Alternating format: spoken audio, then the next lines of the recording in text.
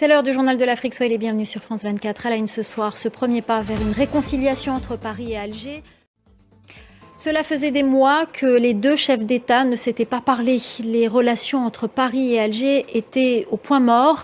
Jusqu'à ce lundi, les présidents français Emmanuel Macron et son homologue algérien Abdelmadjid Tebboune ont acté lors d'un échange téléphonique une relance de la relation entre les deux pays.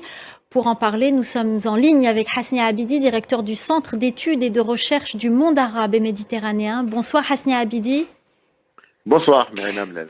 Alors, c'est un grand pas vers la réconciliation, cet échange téléphonique. Oui, c'est un pas important. Merci beaucoup Hasnia Abidi, directeur du Centre d'études et de recherche du monde arabe et méditerranéen. Merci pour votre décryptage. Les consultations nationales se poursuivent en République démocratique du Congo. Elles ont commencé il y a une semaine avec un objectif, s'entretenir avec l'ensemble de la classe politique, la société civile et les personnalités pour former un gouvernement d'union nationale.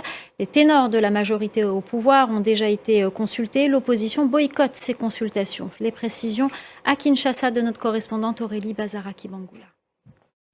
Et on vous parle ce soir du concert Solidarité Congo. Il a été finalement reporté. L'événement caritatif en soutien aux victimes de la guerre en République démocratique du Congo était prévu le 7 avril à Paris, même jour que la journée en hommage au génocide des Tutsis au Rwanda, ce qui avait créé la polémique. Les organisateurs annoncent donc le report et la nouvelle date devrait être communiquée prochainement, comme nous l'explique notre journaliste Aline Botin.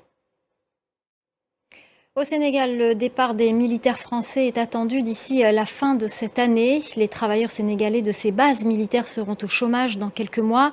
Beaucoup d'entre eux s'interrogent sur leur avenir malgré des mesures d'accompagnement de l'armée française. Reportage à Dakar de notre correspondant Eliman Dao. Et au Maghreb, les fidèles célèbrent l'Aïd el-Fitr ce lundi, aussi bien en Libye qu'en Tunisie, en Algérie ou au Maroc.